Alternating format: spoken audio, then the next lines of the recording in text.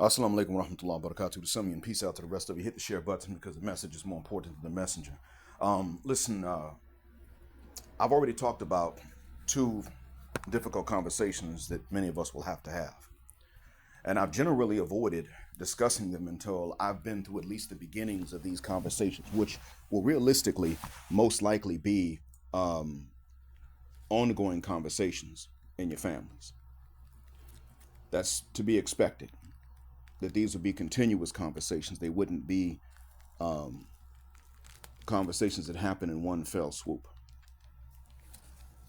But I also want to point this out about these conversations.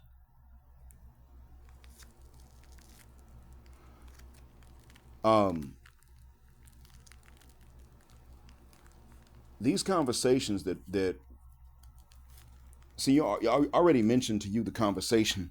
Well, Edward Allen Anderson mentioned to you the conversations that you're likely to have with your own mom.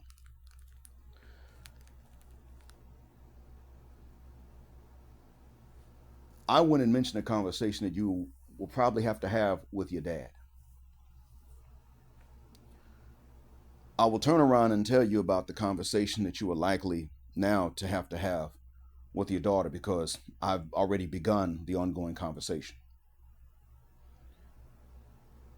I really started it years ago, before I was even covering this much on the channel. I started this the summer before I really got to talking much about it. I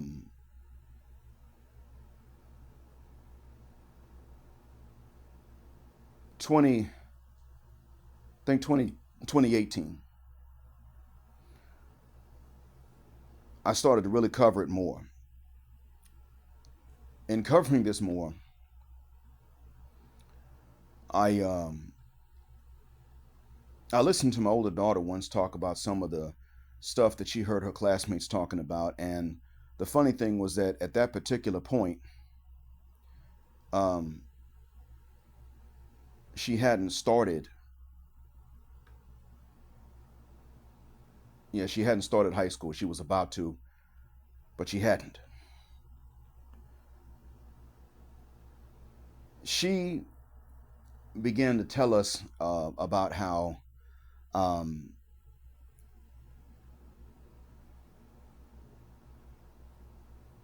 she'd heard things like manspreading, mansplaining. She'd heard certain words. Later on, I told her during the same trip that whenever she heard a woman discussing fair exchange, a give and take, whenever she heard women talking about a fair treatment between men and women, that's when she should listen.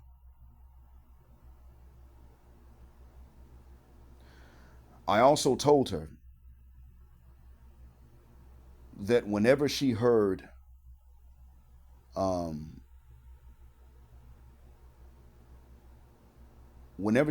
women discussing just men being bad, or discussing what women should do to men against men's interest and this sort of thing, that's when she should not listen. I told her that.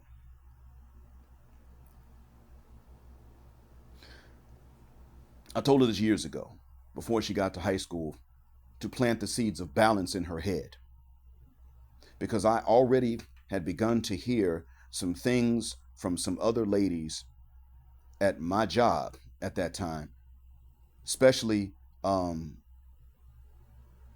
Sandra, about whom I told you guys.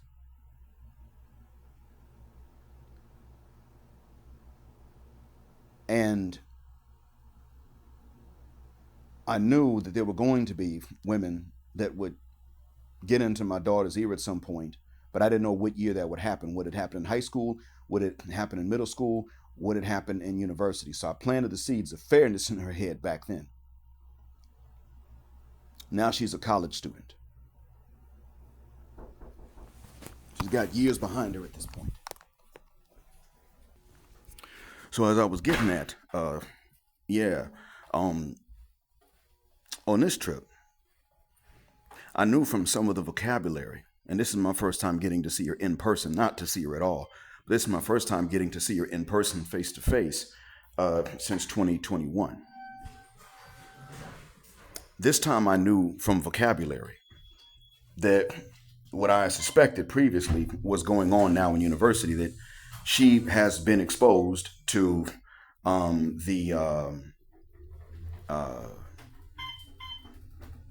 that she has been exposed to the vocabulary of not only feminism but also misandry. That the vocabulary of the gender war is now familiar to her. She knows what certain things mean. And so consequently,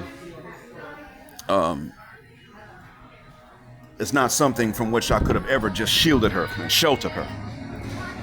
It is something from which I could, for which I could prepare her. But now I could not shield her or shelter her. I thought that I could not do it from the very beginning, and I'm glad that I never tried. And so therefore, I did not try. I instead tried to inoculate her. And what I was able to find out on this trip is that inoculation worked. She does have concerns about women being treated fairly, and she does see Black America as a gynocracy and a matriarchy. She is neither for nor against it being one, but she said, you know, Black women are fed up. I mean, we carry the community. And I was like, okay, keep talking. I'll let her finish.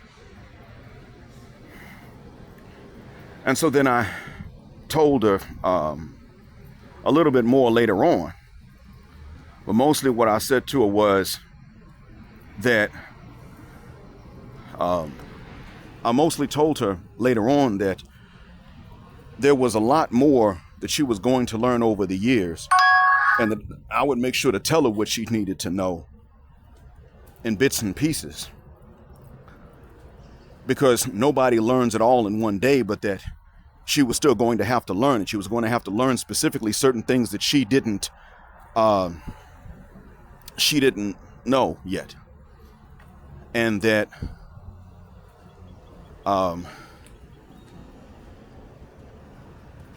she was just going to have to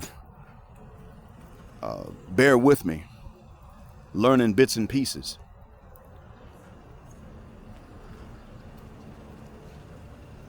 And this is something that really, it really jumped out at her. I pretty much said, look, you're not, some things you aren't going to know right off the bat. That's not your fault. But I'm going to teach them to you, and you're going to have to pay attention. And you're going to have to bear with me when I tell you things that you did not know, just like I'm learning from you now. Now, from her, I was able to get a very good idea as to what this is really like on the ground.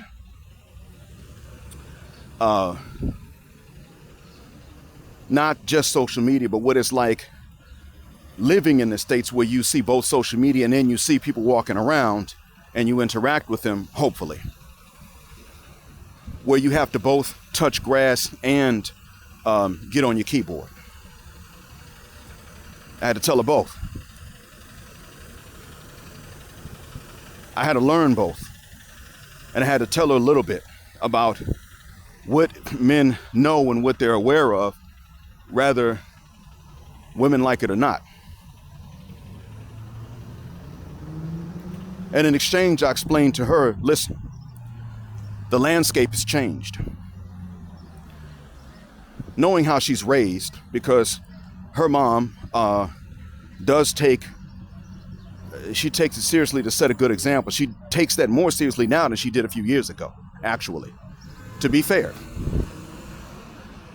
Her mother did raise her with a good head on her shoulders.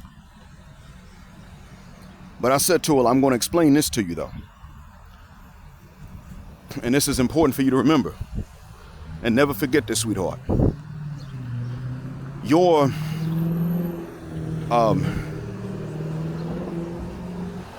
chances are severely affected by something that is not your fault. Your chances when it comes to finding a husband, starting the family you may want to start, even if you're neutral about marriage, your chances are now largely dependent upon things that are beyond your control, had nothing to do with you, and began before not only you were born, but began before even I was born. All right, sorry about that. Got a phone call, but I had to let her know that her chances were based on and had been affected by things that she had not done wrong or right, that had nothing to do really with her, and that this was just the way that it turned out, and that that's just all it was, and that I would help her to navigate through it if she needed, and she was going to need that sort of help, and so that some sort of guidance, because I knew what things were, and I knew the direction in which they were changing, and that I was even part of that change, not to oppress women, but to make sure that men are no longer brainwashed and stupefied either. That since it was okay for women to be mentally liberated and to know their worth and to have their standards, that I was going to see to it that men remember these same things on a conscious level. And I told her in so many words that this was so that not only would I be fair to both her and her brother, but that I would also be fair to any potential sons-in-law and to my future daughter-in-law, inshallah.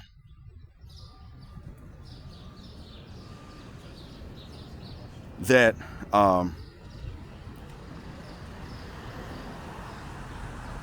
what it was going to boil down to in the end. That I would not be willing to see her oppressed, even just psychologically, but by the same token, I wasn't going to be willing to see that happen to her brother either. Because why? Why is that okay? How could that possibly be okay? In a nutshell, that her brother did not deserve any less in exchange for what he would have to do. He deserved no less appreciation per unit of effort or labor than she would deserve if she expended the same.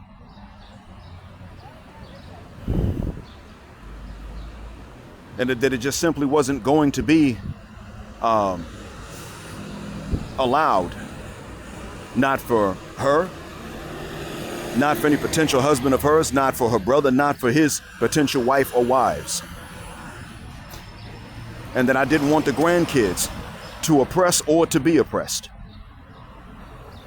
But that in order to prevent this, since I had time now, since I'm not studying except this, I have time to think analytically to further ensure fairness and justice.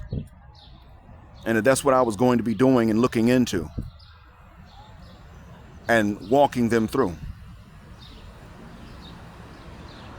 This could have been a very uncomfortable conversation, and sometimes it was, because sometimes she'd interrupt and I'd stop and say, wait a minute, let me finish like I'll let you finish.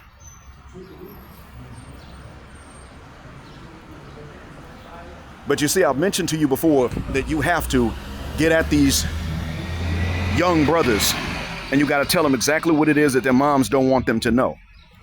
I told y'all this before. You got to do it. We got to do it.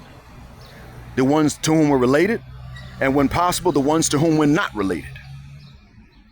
If we are helping to pay anything of substance for them, or if we are not, we subvert exactly what it is that any misandrous moms of theirs might want. What the hell is it that they don't want? That's exactly what we tell. I don't mean we lie to them, but if something is true, yet it is not in the best interest of the mom for the son to hear it, that's exactly what the work we go and we tell that boy when we can tell him. We ain't trying to convince them to run off somewhere alone with us. We ain't trying to make them vulnerable to any sort of predation. As a matter of fact, we're simply trying to inoculate them against another predation. Not the predation of the grown man creep, because they're already going to be inoculated against that. And most of us are just as against that as anyone else. But we are going to go against We're going to inoculate them against the financial predation and the predation of paternity fraud, or even with no fraud involved, stepfather guilt. And being used, we're going to inoculate him against being used any way other than sexually. And that's only because most of them are never going to be sought after to be used sexually by women.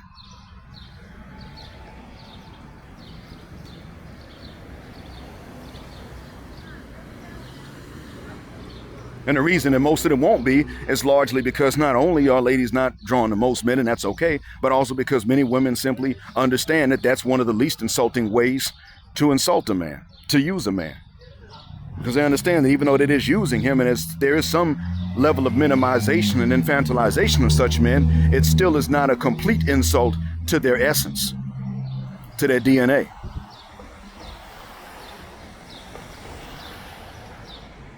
That's why it is that many of them just don't go that route.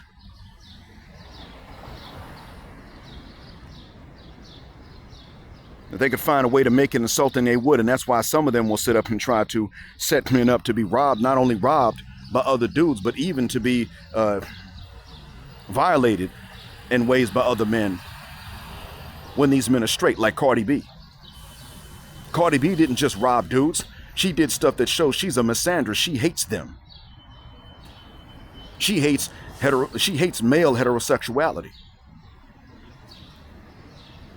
Which is ironic because as a straight woman, she would rely on that. But, you know, what I'm saying to you is that we're going to have a third conversation that could be uncomfortable, even with daughters. And not only that, but sometimes with somebody else's.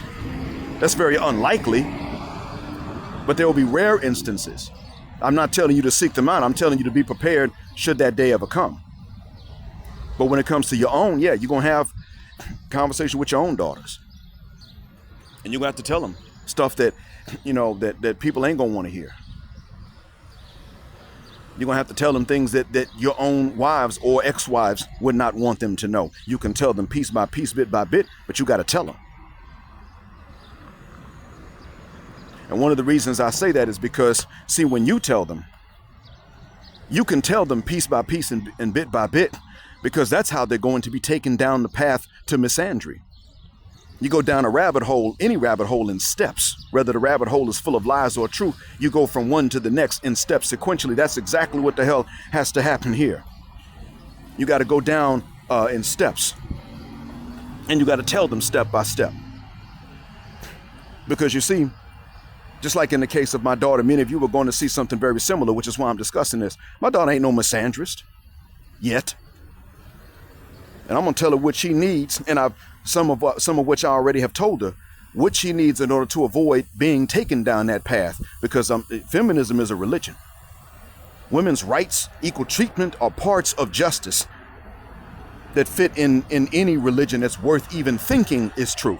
But feminism and misandry are religions. I would say chauvinism is one too, but unfortunately,